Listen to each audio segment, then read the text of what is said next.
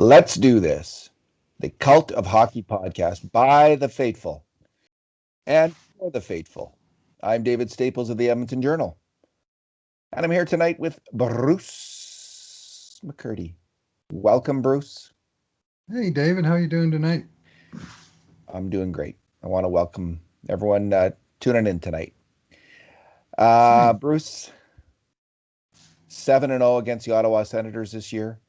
Another just absolutely dominating game by the Edmonton Oilers. They had 15 grade A chances to 4 for the Ottawa Senators. 15-4. Now, Bob Stauffer accused me of being saying our scoring chances are too easy on the Oilers. And you know what? That was of all the criticisms of the scoring chance project that I've ever heard, that's the closest to having a little bit of merit, because we have to be on the lookout for that constantly, right? Where we're trying to make sure that we give the other team every bit as much credit for a scoring chance as we would for the Oilers, because we're keen to give the Oilers scoring chances, right? And a little less keen maybe. So yet we really are, that we're on the lookout for that is all I'm saying. We're trying to control that aspect. But we did see it as 15 grade A chances for the Oilers and 4 for the Senators. Mike Smith, Bruce, he had one big save he had to make, that breakaway save. Right. Well, he could have stopped the 2 goals, of course, but that one breakaway save. But even that was he kind of bobbled the puck right at the end there, and he might not even got that shot on net. Smith did stop it, but it was kind of close. So not much for Mike Smith to do tonight. No, it was a good all-around display by the Oilers, and after I thought a sloppy start, like about 5 minutes into the first period, I was worried. Yeah, me too. I thought they got that first goal after 10 seconds on that crazy bounce off the guy's stick that bounced off the ice, and then found a tiny chink in the armor of Joey Daccord 10 seconds into the game. Two of the Oilers' 4 fastest goals in the history of the team have come in games against Ottawa Senators this season. So another fast start, but it was like that almost lulled them to sleep. And I thought Oilers played some pretty poor hockey in the next 5 or so minutes, including on a tying goal by Ottawa, which we'll discuss a little bit later in the podcast. You can guess when that might be. And also, like the shots went to 7-1 for Ottawa, and it just seemed like a little bit of a shooting gallery. They were shooting though from everywhere, not necessarily in slot or anything, but again, they missed the net on a couple of chances, and then Edmonton sort of calmed things down and just took over command of the game. The shots went from 7-1 for Ottawa to 37-25 for Edmonton, so 36-18 the rest of the way. Sorry, Dave. Yeah. Sorry, I cut you off there. I thought I was like you, Bruce. I was like, we're always talking back and forth on the computer doing the scoring chance work during the game, and I was going to say I think the Oilers are going to lose this game. I never did type that out, but I sure had that strong feeling early in the game. They were being outplayed and out hustled by Ottawa, and then just having that one dominant line really is a factor. Like if you have that line in a game of hockey that just kind of swarms the opposition and can score on them, you're just you're in the driver's seat in terms of winning the game. So Bruce, this is our 2 good things, 2 bad things, and 2 numbers podcast, because it's an Oilers win. We'll go with 2 good things each. What's your first good thing? My first good thing is really the big good thing that matters most, which was I thought this was a terrific team effort by the Oilers. I thought all 4 lines, all 6 D-men came to play. Mike Smith, as you say, he had a fairly easy time of it, but he came to play, he did his part. But here's a cool thing. All 4 lines scored a goal tonight. Now, granted, the Kara line, their goal was scored by Nurse, but it was scored off a play by Patrick Russell to Nurse, with Kara providing the big screen in front. And so the line was directly involved in scoring that goal, and they had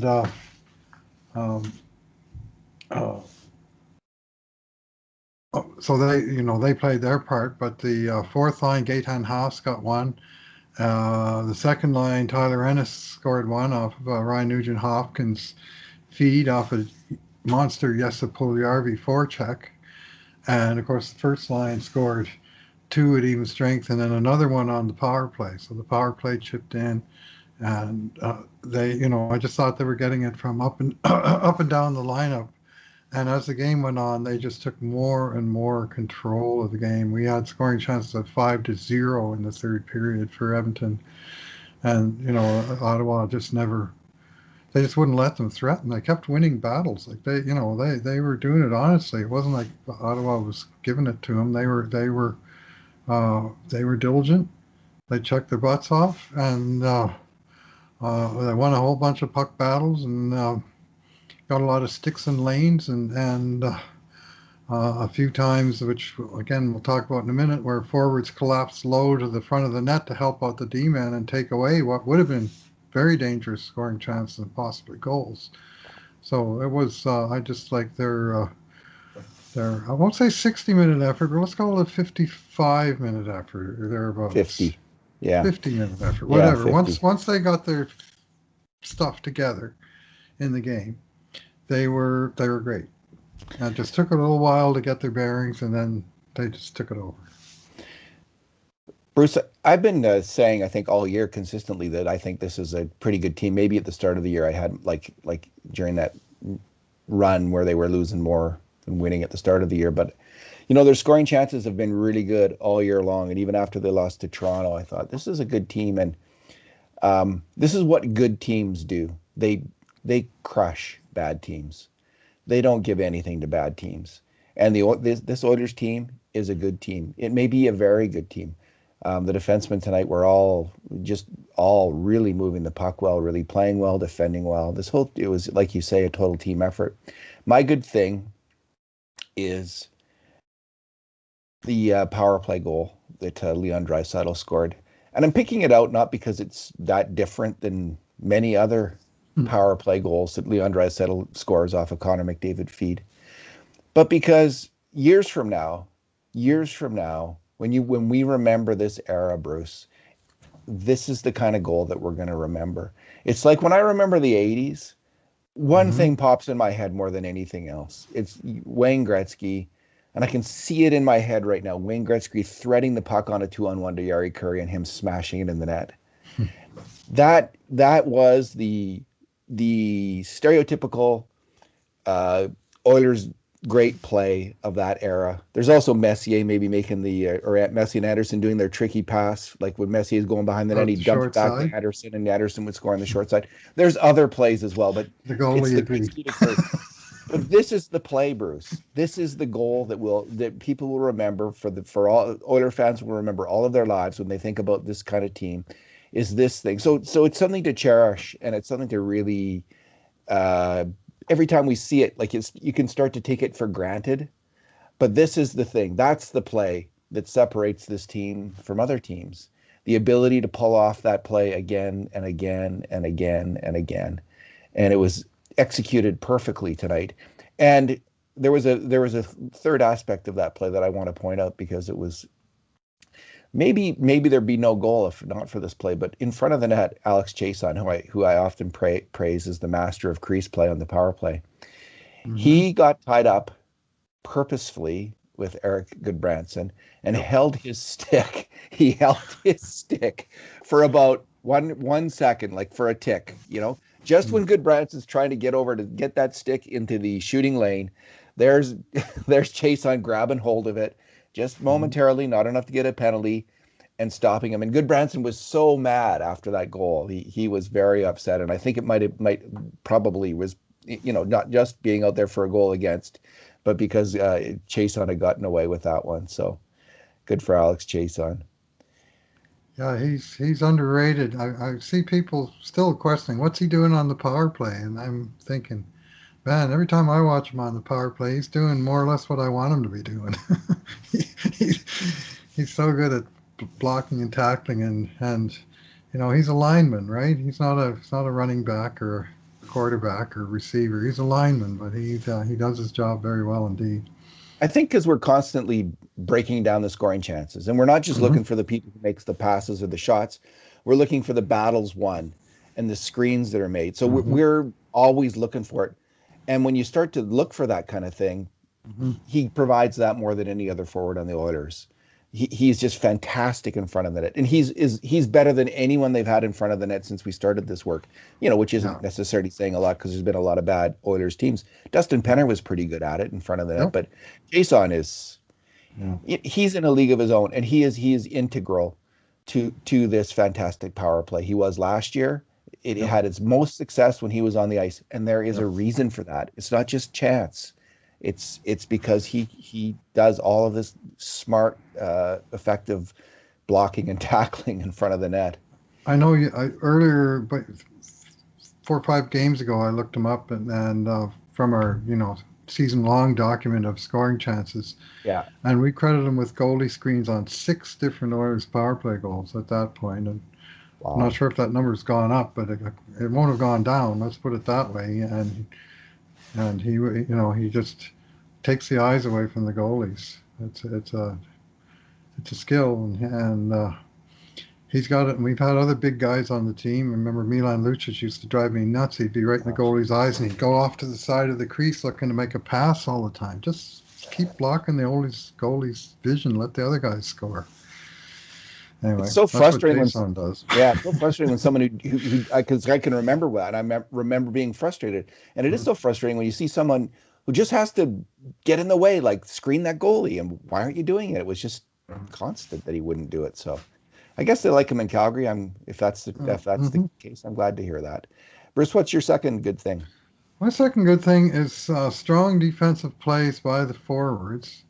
And I'm going to single out three, but I might mention in passing more than that. But the three were 3 times where a forward collapsed right down into the low slot to take away what looked like a very dangerous scoring chance. And one was Gaetan Haas on a sequence in the second period where Ottawa had the pressure on, and he'd lost his stick, and his stick was down, and he wasn't able to cut out. There was a centering path, and both defensemen were caught a little bit low. And Haas came out of nowhere fast, which I mean, it's a good thing he's fast because he used his speed on this play to cut into the slot and break up the pass to what I thought was going to be the goal scorer, to be honest. And Haas's quick read and quick feet and quick stick when he got there turned that into nothing. Another one was Devon Shore on a sequence in the second period where Ottawa came in on the odd man rush. Nurse tried to stop a guy up by the blue line. Uh, he got beat. The puck came through. Bear was the second defenseman. He got beat by the pass across, but the pass didn't get through because Devon Shore, left winger, had come hustling all the way back to get a stick in there, intercept the puck, and then he went from there to recovering it, rushing it all the way up the zone and up the ice into Ottawa territory, and being indirectly involved in the goal scored by Darnell Nurse on that same shift about 15 seconds after the scoring chance that he negated at one end. He was celebrating a goal at the other end. So that was really big. The score was 2-2 at that time. That was a game-winning goal. And then there was one very late in the second period. The Oilers scored that power play goal that you credited by Leon to make it 4-2. And I was saying to my TV, like I always do, just get through the end of this period. If we get through here 4-2, no mistakes, boys. Just get it to the whistle. And there was a mistake. And the Oilers got trapped. It was like 7 or 6 seconds left on the clock. And a centering pass came out to what looked like an open Ottawa guy. And this time it was Kailer Yamamoto who came back and made the defensive stop with his very good, that we've seen many times, defensive stick to get it where it does the most good and disrupt the opportunity. And those were ones where the forwards proactive back check right in the in the kill zone was massive. And then there were just tons of other plays of I mean, Jujar Kara, the one time Darnell Nurse couldn't clear the puck out, and Ottawa kept it in to keep the pressure on. And Jujar Kara just overpowered the point man. inside the blue line. Said, nope, you're not getting this back into the zone. I'm going to take it off you and get it out, and we're going to change. That's exactly what Yeah. happened. And there was, Leon Draisaitl uh, hustling busting his butt back to turn a 2-on-1 into a 2-on-2. Or there was Alex Chason getting his stick on what looked like a dangerous stretch pass in the neutral zone, but because he was alert to the play and in the right place and able to get a stick on it, he turned that into nothing. There was tons of like little plays like that, in Yeah. addition to the three crucially big ones. And this would have been a different game without some of the lesser heralded forwards coming through on the defensive side of the puck. So credit them. I really like Yamamoto on that top line. I think he's what he can make it succeed. It maybe in the longer run. I don't know if they're going to keep that line together. I mean, the second line's kind of we'll see how that works out. I'm yet to see Nuge driving things in that spot. We'll see how it goes. But Yamamoto is such a smart defensive hockey player, and that play was just typical him. He recognized where the danger was, and that's what smart defenders do. He saw what was going to happen. He saw that everyone got sucked behind the net, including McDavid, and the pass comes out, and he just hustled down there and made that play. So, yeah, he's like he's not just a glue player, man. He's crazy glue. He's a very if he can only learn to cash in on his chances, Bruce. the they they'll have a line that's scores. I don't know. They'll have to make it illegal in the end. They'll have to make some rule changes not to allow them to do that kind of thing if Yamamoto starts scoring as well. If I was Kailer Yamamoto, I'd be spending the entire summer firing tennis balls against my garage door, just working, working on the shot. A little quicker release, a little more, get a little bit more upstairs where the holes are. I mean, he's getting chances and he's missing He's going to the the backhand chances. too much. And I think he's capable of scoring more, but I do honestly think that he's a player who, I mean, he's still a young player and he's things he can improve. He needs, skills coach. But one of those skills that I think can be better and likely will be in the future is his ability to finish. His shooting, yeah, Mm-hmm. yeah. No, you also mentioned Devon Shore. I can't. I never thought like I'd be a big Devon Shore fan, but I'm liking him a lot with Kara and Patrick Russell, or I would prefer to see Nygaard. But that line, Bruce, played well, and Devon Shore he's suited to the wing. He's fast, he's aggressive, and Mm-hmm. he's got some skill. He doesn't read the game particularly well, I don't feel defensively, but Kara does. And I mean, Jujhar Kara has become this beast of a third line center in the last month, and good stuff. Bruce, my second good thing is also just a couple plays that I liked, and they're more aggressive plays, plays of aggression. Okay. The first Time one for was those. Ottawa came out there in a pretty nasty frame of mind, I thought, Yep. and was going hard. And Austin Watson at one point, I think it was in the first period, went hard after Mike Smith, and Darnell Nurse just got in there and went after Austin Watson aggressively Mm-hmm. for 10 seconds. It felt like he just kept going at him, pushing him, shoving him,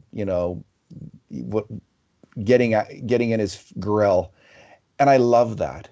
I absolutely love that, because that's the kind of pushback. If you're a really good NHL hockey team, that's what you got to do. You have to dominate in every aspect of the game, including extracurricular nastiness after the whistle goes. And it just sent a message to Austin Watson, who's a cantankerous player, that no, you're not going to get away with that. You're going to have to answer to Mr. Darnell Nurse out there. Dr. 2-5, yeah. That's right. Yeah, I liked how that scrum started on the edge of the crease, and by the time the scrum was over, it was all the way in the corner because Nurse just kept pushing him all the way back and away from Smith, and Beacon the whole time, and that's the sort of stuff. I mean, as an old goalie, I love the greasy defenseman. I love the greasy number 6 defenseman. But when you have a little grease further up the lineup that can come out when you need it, and I used to love that from Chris Pronger, to be frank. That when the situation demanded a little bit of forcefulness, he was uh, ready and willing to deliver it. Oh, was And he ever? yeah, well, yeah, He was was he just a ever? totally intimidating presence. Chris Yeah. Pronger was, and Nurse isn't quite that. Well, the Nurse isn't 31 years old like Pronger was the year he was Yeah, here either. I mean, yeah, he's still still like he's taking developing. big steps this year, but I don't think he's the player now. He's going to be 3 or 4 years from now. He keeps playing like this, Bruce. He will be in the Norris Trophy conversation. At least, Edmonton people will be pushing him. I will be. Some will. Some Edmonton people are not fans of the guy. It's like, oh, he scored. Well, that's going to cost us more money now, isn't it? Hey, we Bruce, scored. I Game-winning stopped. goal. Let's Yeah, celebrate it. I stopped paying attention to that group of fans a long time ago. Like Oh, I just have nothing. I don't, they can say what they want. I don't get it. I don't get how they look at hockey and how they rate it and rank players. It's just like whatever. oh. Um, I was thinking, Bruce, who Adam Larson reminds me of, and this has probably been said before, but Kevin Lowe. Yeah. Yeah, Okay. just that vicious style of hockey, Vish. vicious defensive hockey. Uh, and okay on the offense, a little slow in the boots perhaps, but can pass the puck and make a play. But not a great offensive hockey player. But just vicious. Okay, my I've second, called him the Swedish Gator for years, but yeah, yeah, I can see that the other comparison. But just a real tenacious, take no nonsense guy, and dishes it out, takes his share of punishment, pays the price, but makes sure the other team pays its price as well. it's funny. This team has gone from having like no good right shot defensemen, except for Jeff Petrie, who they didn't appreciate. Yeah. I guess was Tom Gilbert a right shot defenseman? Or was he? Yes, Was he he not? was. Yeah, he was pretty good in his last year before they traded him for Nick Schultz. Hmm. Anyway, but they have four good right shot defensemen now. It's just astonishing. My Yep. second, just the second little aggressive play that I really liked was Jesse Puljujarvi throwing his big butt in there against Eric Goodbranson on the forecheck, Hmm. um, leading to Tyler Ennis's goal early in the third period. Hmm. And the game wasn't really in doubt then too much, Well, but once they got that goal, it wasn't in doubt. sure, That sure was. was. And he charged in there against the big, tough, aggressive, ornery player in Good Branson, Mhm. went right after him, and maybe naively, I don't know, but he did it, and he won the puck. He popped the puck, and that started off the virtuous cycle that ended up with the puck in the net. Very nice finish by Tyler Ennis on the play. But Puljujarvi started that all off. There's no goal without his aggression there. So Bit of a good for bad him. giveaway in there. Ottawa did have the puck chance to move it, and they Yeah. screwed it up. But the chaos was begun by Puljujärvi's aggressiveness there. I'll add one more to your list, which is also Puljujärvi on Brady Kachuk. Kachuk thought he had him Yeah. in the trolley tracks, and Yessa saw him coming and did the old reverse hit, and Kachuk went from hitter to hitty in no time flat, and he was the one that was on the short end of it. Jesse's really starting to use that big body in puck battles, and he's starting to. I'm starting to become impressed. Let's put it that way, with his sort of native intelligence in terms of getting his body in a good place that's the other guy's not going to like, and he's with the speed and with his general you know strappingness. He's got such a good reach, and he's got Uh-huh. a quick stick, and if he sort of adopts this, well, I'm a man now, and I'm not, they're not going to stop me easily. I'm just going to stand up to him. I'm going to overpower people, and he's been doing it. So, This is why they drafted him. This is what they saw, and it's coming together. It's coming together. Bruce, let's move on to your bad thing.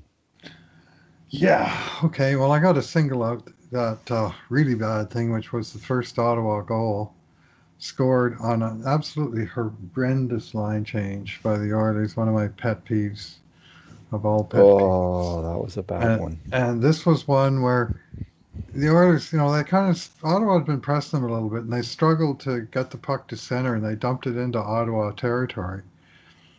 Uh, But by the time they dumped it in, Ottawa recovered the puck right away. So Ottawa actually already had the puck in their own end by the time Edmonton started to change, and they tried to change all five guys.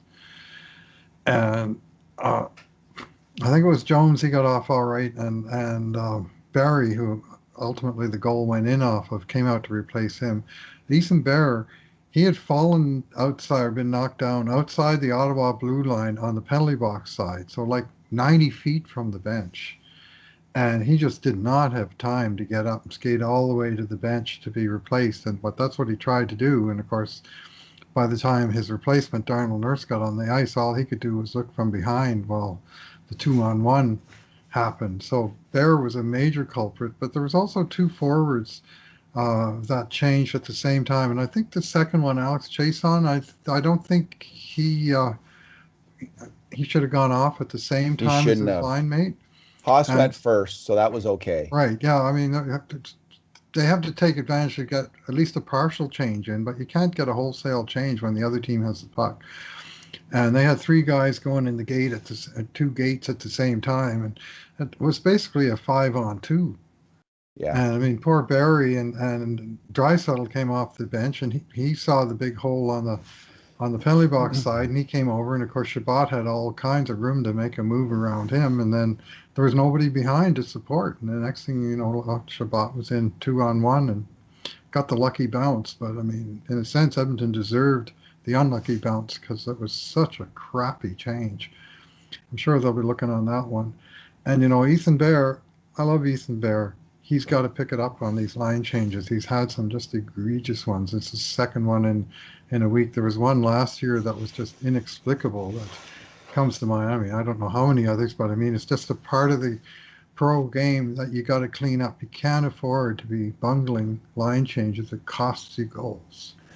Because he's such a smart player. Like Yeah, it's he surprising. reads the game so well. He Yeah, defensive reads, offensive reads, judgment plays on the ice. He almost always makes them right, which is very impressive for a young player.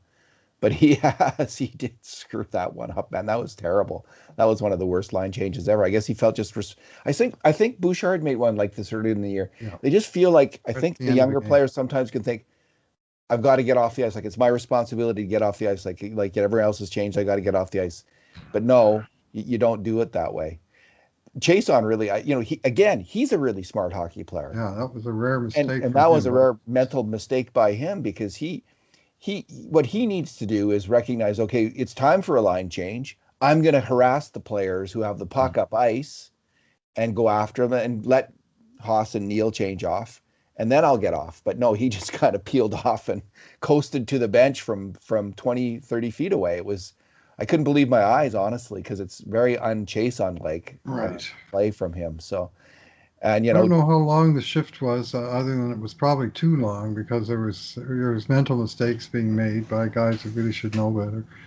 yeah, And the old sequential line change is much better than the simultaneous one. yeah, I don't like 5-on-2s. I never like 5-on-2s. yeah. It's only one thing worse. Well, two things worse. The 5-on-0. I don't know if I've ever seen a 5-on-0, but all right, Bruce. My bad thing is it's hard to pick bad things from this game, honestly, because this was at a just other than that first shady kind of time for the Oilers. This was a great performance from the Oilers, and I'm going to go back to the losses against Toronto, Bruce. If they had been able to find a way to win one of those games, just one of those games, they would be now tied for first place with Mm, Toronto right now, Bruce. Um, Leafs would have a game in hand, but they would be tied with Toronto if they had stolen one of those. And they probably didn't deserve to, so I shouldn't be complaining about it too much. But it's hard to let that go.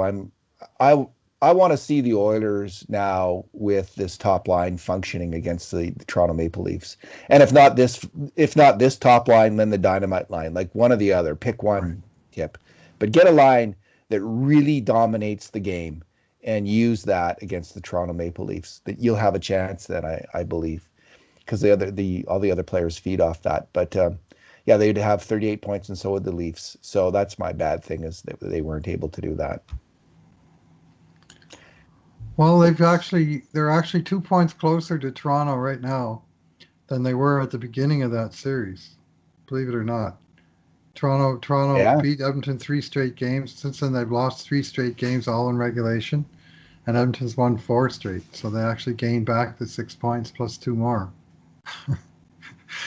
It's kind I of thought as amazing that soon as they, Toronto got that 10 point lead, I thought, well, that's over, you know, yeah, because I mean, it looked like the teams were passing each other on the escalator, one going up, one going down, and they were disappearing into the distance. But Toronto, maybe they started resting on their laurels. It's been known to happen in other places. yeah. Yeah, it comes and goes for these teams. You're not going to win every game, obviously, but Right. Getting the Oilers, swept in Vancouver is not a good look, though. yeah, the Same. Oilers are gonna the Oilers are gonna have to be careful. I mean, if Vancouver gets some good Oh, goaltending, they're a different team. They haven't had that, and yeah. and so we'll see what happens here. They could actually play Mike Smith tomorrow night, and I wonder if they'll be tempted to do so because that he had so little action. But I'm sure they'll go with Koskinen. Okay, Bruce. Where are we at now? Numbers, right? Okay, we're up to What's your numbers. number? Okay. I'm going to go with our number, which is counter scoring chances, and it's from the 3 game set against Ottawa, 45 for the Oilers, 13 for the Senators. The Oilers had 15-6, 15-3, and 15-4 by our count in the 3 games. So Oilers had more grade A scoring chances in each game than Ottawa had in the 3 games combined. I mean, Wow. wow. So Yeah, that's poor the Senators. They did again miss the net on some of their chances, but guess what? That's baked into how we count them. We don't count them when Oilers miss the net, and we don't count them when the other guys miss the net. Yeah, because when I was looking at natural stat trick, they actually had it a lot more even in the scoring chances, and maybe that's what Bob's looking at, Bob Stauffer, and thinking, oh well, you guys have it different than that. But if you miss the net, we don't count it. That's not a Right. You can't score if you miss the net, and any coach will tell you that, and any NHL coach will tell you like missing the net is a failure. Like you hit that net, that's when good things happen. Bad things happen when you miss the net.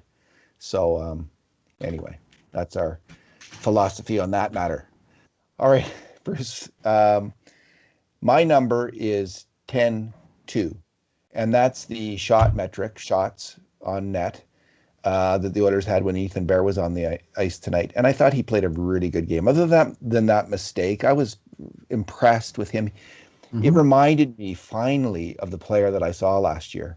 And it's easy to forget when a player's playing poorly, like how good he can be and what he brings to the game. Right. And through the early part of this season, I was just starting to like doubt Ethan Bear, but he's gradually worked his way back, and he's been playing better in the last few games. And tonight he played his best game. Caleb Jones also played his best game. They finally looked like a partnership that knew what they were doing out there. Defensemen can dominate the game by playing well, by working together, by moving the puck well together, by shutting you down in the neutral zone and Yeah. playing solid defense. And I hadn't had that feeling yet with Barron Jones at all, as a partnership, or from either of those players in the last little while. But tonight they did it. They got it together, and they started to boss the game, which is what defensemen on good teams do. And the 10-2 shot metric indicates, I think it's one indicator that that's exactly what happened tonight. Well, for Caleb Jones, it was 8-4, but he had some nice moments too. He had one a tremendous shift in the uh, second period, I think it was, where he won a puck battle deep in the zone along the boards. He pinched and he won the battle, and he made a terrific pass right across the seam to Puljujärvi, who didn't miss. Like, that was a fantastic save by Joey Yeah, Daccord. Best of the night for him. And then a few seconds later, Ottawa was trying to come back on the counterattack, and Jones just stepped up in the neutral zone and disrupted the rush, took the puck, skated away from him, and got it back in the zone. And it was just, 2 different types of play, but both very positive plays from the Edmonton perspective. Getting the puck going in the right direction was the thing in common. I know a lot of fans are frustrated that Evan Bouchard isn't playing, and I share that frustration. I feel it, and with like 3 or 4 games ago, I was advocating to play Bouchard over Bear because he had been performing better. That said, you know, Ethan Bear and Caleb Jones have been in the organization longer. They have earned, they have played well at the NHL level in the past. Same with Bill Lagesson, with Wild Bill. These guys have earned a little bit of a shot here and, to play themselves out of the lineup. And they're not doing it. They're performing well. And Chris Russell he's playing some of his best hockey before he got hurt here. So it's frustrating because Bouchard probably is ready for the NHL, and I know I love to see him play, and I've advocated for that. If they want to win the Stanley Cup, they've got to figure out a way to get him in the lineup. But you have the defenseman playing so well. It's a nice problem to have, as the cliche goes, the sports announcer cliche goes. It's a nice problem to have. Well, Evan Bouchard, he played a bunch of games, and every one of the games except one he played, Ethan Bear was hurt, right? I mean, he got gonged in that game 10. Jones got a couple games. He made a mistake. He was in the press box. Bouchard was in game 12, and he played almost I think he missed one game out of like the next 10 or 12. But once Bear came back, I think it's pretty clear in the hierarchy of the team that Dave Tippett thinks that Evan Bouchard is his fourth option on right defense right now. And so for one game, he tried him as left defense, and that was the one game that he and Bear not only were in the lineup together, but they were paired together. And they did that two-righty experiment, and they got burned for 2 goals in the first period against Toronto. Yeah. And Bouchard hasn't been in the lineup since, so I've got him pegged as the fourth right defenseman on the pecking order and the 27th left defenseman in the pecking order, because that really left a sour taste in Dave Tippett's mouth, and we have not seen that experiment again, even against Ottawa. Yeah. So hang tough there, Evan Bouchard fans. He did a lot right in that opportunity that he got, but once Bear was recovered from the injury, he got his spot back. It's a little embittering because he kind of made 2 mistakes and they ended up in the back of the net. That's bad puck luck. But overall, he's been doing a good job. Like he did a good job this year. So, and to have the coach holding that against you, seemingly, right? It seems doubly embittering, because it seems like it's like a case of the coach magnifying these 2 mistakes for a guy who's otherwise played very, very well. And every defenseman makes big mistakes. Yep. So, but I think it's just. Who are you going to bench to put him in there, though? Well, that's it. And William Lagesson, Bruce, he's playing such fine hockey. He just looks like such a solid NHL defenseman. I have him ahead of Jones right now, and went into this year as one of Caleb Jones's biggest boosters. But Lagesson has just outplayed both Jones and Bear. 18 minutes for Lagesson tonight. 6 shot attempts, the most of any defenseman on the Oilers, more than Barry, who spent 5 minutes on the power play. Or Nurse, I guess, Nurse had 5 shot attempts, and Lagesson had 6, including one real close-in stuff play, and one of those deadly wrist shots from the blue line that didn't look like anything until it surprised the goalie and nearly beat him. And he's going to get his points, I think, Lagesson. And +2 on the night, and they were getting a lot of the defensive assignments, him and Larson, as you would expect. I mean, they're the shutdown pairing, and clearly Dave Tippett and presumably Jim Playfair like those guys as a pairing, that they kind of play a similar style. They support one another, and they make the other team pay the price when they're out there. And it's nice to have that option in your among your 3 pairings. I wonder how much having like all of this internal competition, because I'm complaining here about Nygaard getting in the lineup, for instance, and some other, we've complained in the past about various defensemen not playing. Wondered how much that drives these players in terms of like you got to go for it, you got to play hard, or you're going to be sitting, you're not going to play. So we haven't had this kind of competition forever in Edmonton. So good job by Ken Holland and. Put together this roster. Here's one for you. I mean, on the right side, right, Cassian's on injured reserve. Yeah. Archibald, the greasy right winger, penalty killer, has been out, and he's missed the last 3 or 4 games. Turris came in, had a good game there, but he went on the COVID protocol. So that's 3 depth right wingers that they're down. So they reach into the taxi squad, and they add Patrick Russell to what I'm calling the cab line with Kara and Shore, because all 3 of them are on the taxi squad here not too long ago. And tonight, all Patrick Russell did was play almost 12 minutes. He had an assist on the game winner. He was +1. He had 2 shots on net, 3 hits, 1 takeaway. And when the Oilers were protecting the lead, that line had the puck down below the icing line half the time, just grinding the boards. Nothing real sexy about it other than that clock ticking down while the Oilers had the lead. And I mean, tonight he's their 12th forward because they were down 3 or 4 other guys that even made it in the lineup. And when your 12th guy or 16th guy or whatever he is can come in and deliver a performance like that, you got to love it. That's real depth. They have it. This is a good hockey team, Bruce. This is a good hockey team. And the only question is how much better can it become between now and the end of the year? So it's where you can't relax watching the hockey games yet, even if it's the Senators, but because they're not, Calgary's, well, they are 9 points back. They got Sutter. Yeah, I know. They got Sutter there. Then Oilers play there twice next week. This road trip immediately coming up, I think, is going to tell us whether the Oilers spend the second half of the season defending a playoff spot or if they spend challenging for the top. Yeah. Because if they can have successful results against Vancouver tomorrow and then Calgary on Monday and Wednesday, I'm not saying they got to win all those games, but they just have to hold their own and come away with points. This is my thought about the Oilers, Bruce. Mm-hmm. Like when they're competing though against Ottawa, maybe in a game that you think they might be lacking a little motivation or something, they're not just competing against the Ottawa Senators because of the internal competition on the team. Every player out there, especially the bottom 6 guys, and there's 3 or 4 defensemen. Mm-hmm. Like they know if they do not really perform well and just go for it, all out go for it, they're out of the lineup. And so this is the advantage they have over the Calgary Flames because the Calgary Flames don't have that kind of depth. And so I think, Calgary could have its Ken Hitchcock moment. When Hitchcock took over the Oilers, they went on a good run. You get the old-timey coaching change there. Bounce. Is that the dead cat bounce? Is that what they call that? Anyway, it was.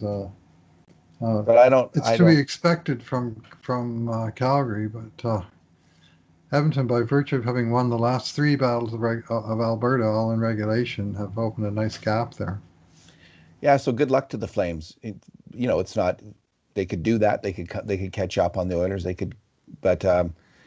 I'm not catch up on the Habs. Yeah, they could catch up to the team loser point and overtake them. Montreal. Well, we haven't seen them very much. We'll see them a bit more. There's going to be a lot of games against Montreal because it's the team we've probably seen the least, right? Winnipeg. Well, Winnipeg's a good hockey team. They played 3 against Montreal. They lost the 2 games here, and then they won the 1 game in Montreal by a shutout. Anyway, they have a 3-game series there coming up here shortly. There's huge. The Oilers played 10 games in 16 days here. Tonight was the first one, and they have 3 back-to-backs in there, and at no time do they have more than 1 day off between games. So it's really going to be a huge grind. We're going to be doing a lot of podcasts, Dave, and it's going to be 8 of the 10 are on the road for what difference that makes in fan-free environments. But now, the Oilers have played 18 home games and only 11 on the road. So yeah, such time as they ever do let fans back in the building, it's going to be opposing fans more than home games, which is unfortunate on a couple of levels from Oilers' perspective. Alrighty. Well, lots of podcasts, Bruce. I want to say, these podcasts have been on YouTube for a while, and it's just really gratifying to see how much people enjoy the podcast on YouTube. It's quite a different experience for me, at least. I guess I'm kind of a controversial person, and on Twitter I get in lots of arguments with people, and it's back and forth, and there's constantly people attacking me, and I'm attacking back. YouTube, though, like the people who listen to this podcast, they seem to actually like our podcast, and it's not very, doesn't seem as controversial for some reason what we say, and there's just lots of positive comments, and I have to say that's very encouraging for me Yeah, I and appreciate those. gratifying, and I really appreciate it. People from all over too, eh? Sometimes we All just around the get world. comments from people from all corners of the globe. It seems like. It does feel that way, Bruce, and it feels like there's kind of this Edmonton or Oilers diaspora Hmm? around the world, people who want a little feel of Edmonton, like of the Oilers and of Edmonton, and Hmm. that's why they're coming to the podcast. So, yeah, it's the faithful. Alrighty, thanks for talking tonight, Bruce. Yeah, we'll be doing this again tomorrow night. Tough order in Vancouver. I don't have real high expectations tomorrow. What I do have expectations of is that Vancouver's going to play well. They've had a couple days off, and they had a nice little streak, and they had a bad loss their last game, which will probably light a fire under them tomorrow. So I'm expecting to run into a little bit of a hornet's nest there, and if the Oilers can come out of that with a result, that'll be very positive indeed. Yeah, So do what the Leafs didn't do. anyway, thanks for listening, everyone. And in the meantime, and in between times, this has been another edition of the Cult of Hockey podcast.